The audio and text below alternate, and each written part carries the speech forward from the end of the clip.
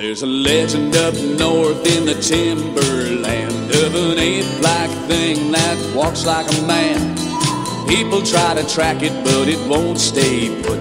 It's known by the name of Bigfoot. By the name of Bigfoot. You are in the Sasquatch Encounter Discovery Museum, which is in Bailey, Colorado. And this is a museum we built that's part of our store. We have a store called the Sasquatch Outpost. And we built this museum about 3.5 years ago now. And we've already had, I think, 15,000 people have gone through it. More than.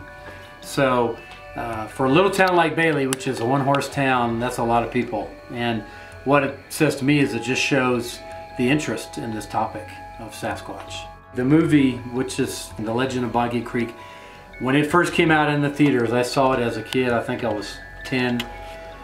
Scared me to death, but it piqued my curiosity, and that got me thinking, could there be creatures like this? And I'd never heard of Bigfoot. I'd never thought about Bigfoot. Years passed, and we moved to Colorado and built this store. And in that process, I started meeting with witnesses from this area. And the first thing we did, this was a big empty room that we're standing in.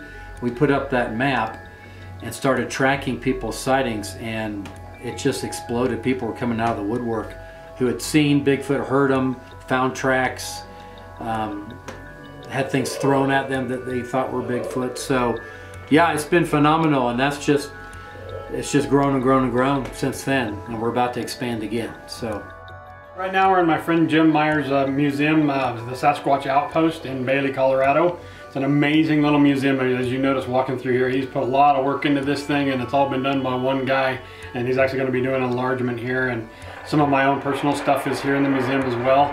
And he's put just an amazing bunch of things together here. So it's a great place to hang out and educate people about the subject and just have fun. This was one of my contributions, this right here, and that was from my research area.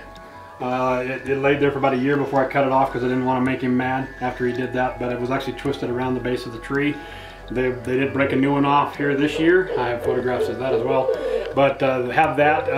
Two parts of my favorite parts of my collection that are in here is the trash bag finger poke that's over here, where you can see the finger claw and everything. That's pretty cool. Do you want to just walk over to it and we can check it out? Yeah.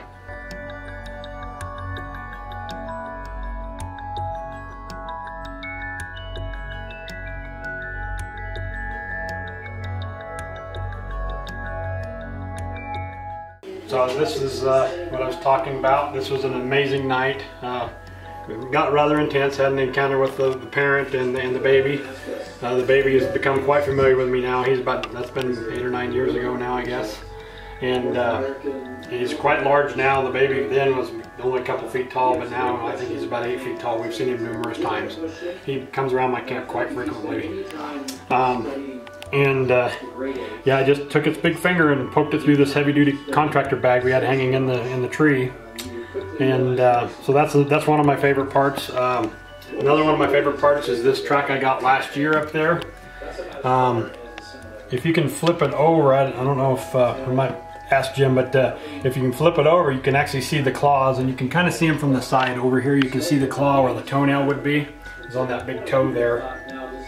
And that was an amazing event. That was probably the most tracks I've ever seen. I got that last summer. Thousands of tracks, they were everywhere. Just keep your eyes and your ears open. Don't write everything off. People have a tendency to have encounters with these things, and they're usually very subtle.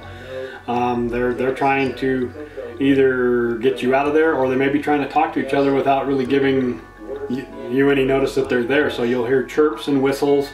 I always tell people when they come around your camp, which has happened to me hundreds of times, the most common thing you hear in Colorado as part of their language is these clicks and pops. They'll click and kind of, you'll hear that. Don't write that off. That's them talking, and you'll hear them going back and forth, and if you don't disturb them, they'll do it for hours. They'll stay in their camp as long as they think they can get away with it. Bigfoot, Bigfoot, are you walking through this land? Bigfoot, Bigfoot, you're a mystery to man that won't stay put. A legend legend in this land, Bigfoot.